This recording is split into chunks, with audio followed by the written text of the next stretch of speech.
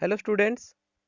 इस वीडियो में हम बात करेंगे हमारे एक तरह के सोर्स ऑफ एनर्जी की जिसे बायोमास कहा जाता है।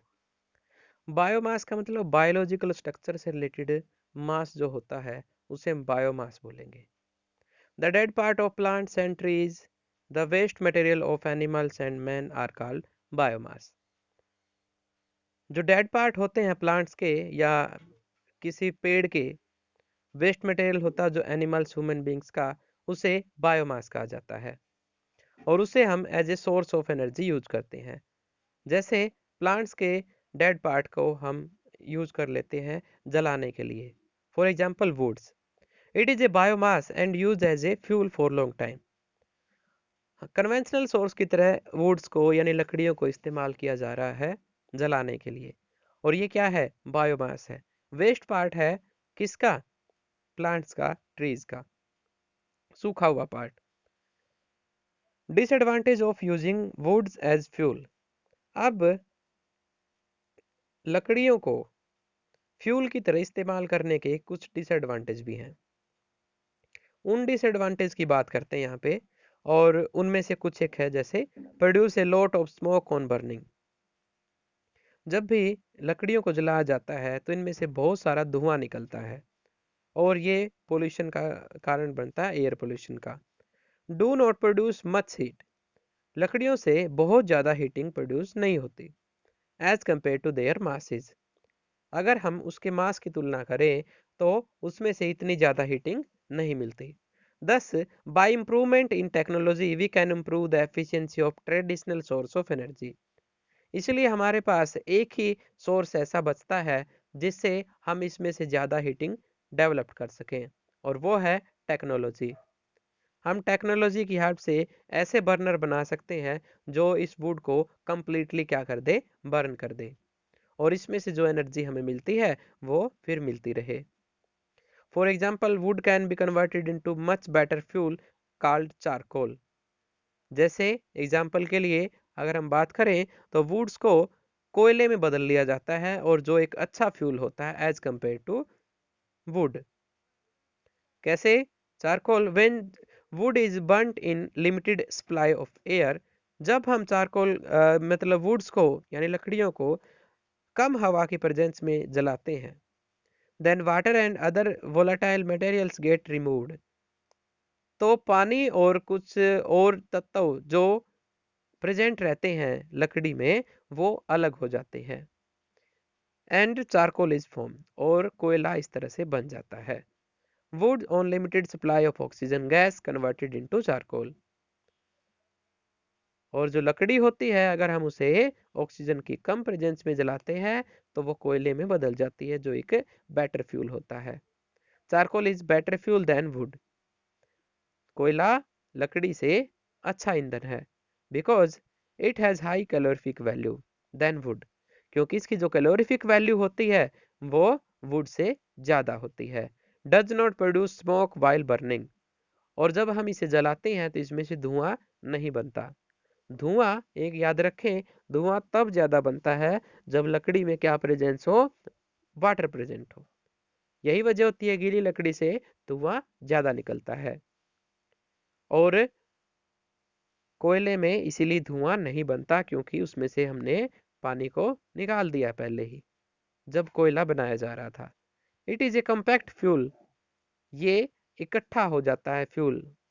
इजी टू हैंडल, इसलिए इसे एक जगह पे रखे रहना आसान है, स्टोर करना आसान है, संभालना आसान है, और कन्वेनियंट टू यूज, और कहीं पर भी ले जा करके इसको यूज किया जा सकता है।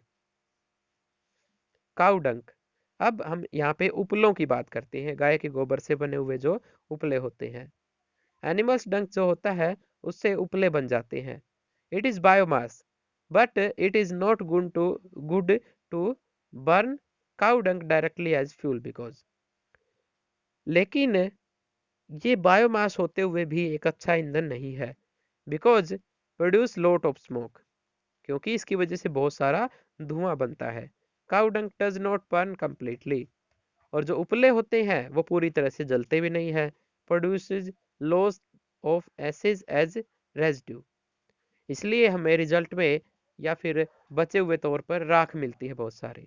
लो कैलोरीफिक वैल्यू, इसकी कैलोरीफिक वैल्यू क्या होती है, बहुत कम होती है। बाय मेकिंग बायोगैस और गोबर gas from cow dung we get a smokeless fuel. और टेक्नोलॉजी अगर हम बेटर करें तो हम यहाँ पर इसके लिए भी एक रास्ता ढूंढ सकते हैं। बायोमास को हम कन्वर्ट कर सकते हैं किसमें, गोबर गैस में, यानी मीथेन गैस में, और उसका हम एक फ्यूल की तरह फिर यूज कर सकते हैं जो स्मोकलेस होती है, यानी धुआं नहीं होता उसमें, और एक अच्छे फ्यूल की तरह काम करता है। Biogas, it is produced in A biogas plant. अब बायोगैस क्या होती है उसके बारे में बात करते हैं। बायोगैस मतलब गोबर गैस की यहाँ पे बात हो रही है। It is produced in A biogas plant. तो इसे प्रोड्यूस करने के लिए हम एक तरह से अरेंजमेंट तैयार करते हैं जिसे कहा जाता है biogas plant. Anaerobic microorganism decompose the complex compound of cow dung plus water slurry। इसमें हम करते क्या है, जो काउ डंक है और जो घरों का वेस्ट मटेरियल है उसको हम एक गड्ढे में या किसी बर्तन में इकट्ठा कर लेते हैं, बड़े बर्तन में, टैंक में, और उसमें पानी मिला देते हैं उससे दोगुना, और उसको 1 वीक के लिए या 2 वीक के लिए छोड़ दिया जाता है। तो इससे होता क्या है, जो माइक्रो ऑर्गेनिज्म होते हैं, जो डिकम्पोजर होते हैं, जो रिलीज कर देते हैं ऑक्सीजन की प्रेजेंस में बहुत सारे, जो हमने यहाँ पर काउ डंग जो यूज किया है उसको ब्रेक डाउन कर देते हैं वो पार्ट्स में, और बना देते हैं methane gas, carbon dioxide gas, water, और मैन्योर्स। मैन्योर्स मतलब जैविक खाद। It takes few days for decomposition process and generate gases like methane, CO2, hydrogen and hydrogen sulfide। इससे बहुत सारी गैसेस बन जाती है, जैसे methane, carbon dioxide, hydrogen and hydrogen sulphide. इनमें से हम मीथेन को अलग कर लेते हैं, और ये प्लांट का क्या होता है, एक स्टेप्स होता है, उसमें मीथेन को अलग कर लिया जाता है और जो एक टैंक में भर ली जाती है। Biogas is stored in A gas tank above the digester from which they are drawn enough pipe for use, drawn through pipe for uses। और जो गैस यहाँ पर बायोगैस जो इकट्ठी हुई है टैंक में, उसको हम बाद में पाइप्स की हेल्प से यूज कर लेते हैं, जो अच्छा फ्यूल है, एक स्मोकलेस फ्यूल है, डस्टलेस फ्यूल है। ये प्रोसेस है जिसमें दिखा रखा है कि किस तरह से सलरी बनाई जाती है। सलरी मतलब गोबर और साथ में पानी अगर मिला दिया जाए तो उस मिक्सचर को कहा जाता है सलरी। वो एक टैंक में डाला जाता है और अरेंजमेंट की जाती है इस तरह से, और उस टैंक में थोड़े दिन के लिए प्रोसेस होती रहती है, छोड़ दिया जाता है। उसके बाद गैस आउटलेट के लिए कुछ पाइप्स यूज होते हैं और उनमें से हम फिर उसको यूज करेंगे, और जो रिजल्ट बचता है उन्हें मेन्योर कहा जाता है। यानी जब सारी गैस निकाल ली जाती है तो रिजल्ट जो बचता है वो मेन्योर होता है, यानी नाइट्रोजन रिच कंपाउंड, और उसको हम फर्टिलाइजर की तरह इस्तेमाल कर लेते हैं अपने खेतों में। Advantage of biogas, it is an excellent fuel as it contains up to 75% methane. और बायोगैस का एडवांटेज की अगर हम बात करें तो एक बहुत अच्छा फ्यूल होता है। इसमें 75% क्या होती है, मीथेन होती है, जो एक अच्छा फ्यूल है। इट बर्न्स विदाउट स्मोक, ये बिना धुएं के जलती है। Leaves no residue like ashes in wood and coal burning, जो कोयले जलाने में या फिर लकड़ियां जलाने में जो राख बची थी, वो ऐसा यहाँ पर कुछ नहीं बचता। हीटिंग कैपेसिटी इज हाई, या फिर कह सकते हो हाई कैलोरीफिक वैल्यू। 1 kg से बहुत ज़्यादा एनर्जी जो है प्राप्त की जा सकती है इसकी।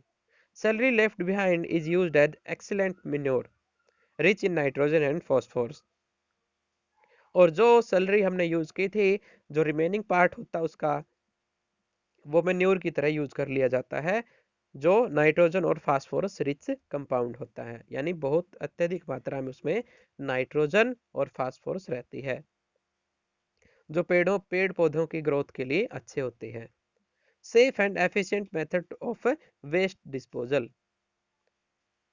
जो हमारे लिए वेस्ट था उसको हमने फ्यूल की तरह इस्तेमाल कर लिया, उससे मैन्योर बना लिए, तो इसलिए ये बहुत अच्छा सोर्स है एनर्जी का। कल हम बात करेंगे विंड एनर्जी की और डिफरेंट अलग अलग मेथड्स की जो इस्तेमाल होते हैं। Okay, all the best.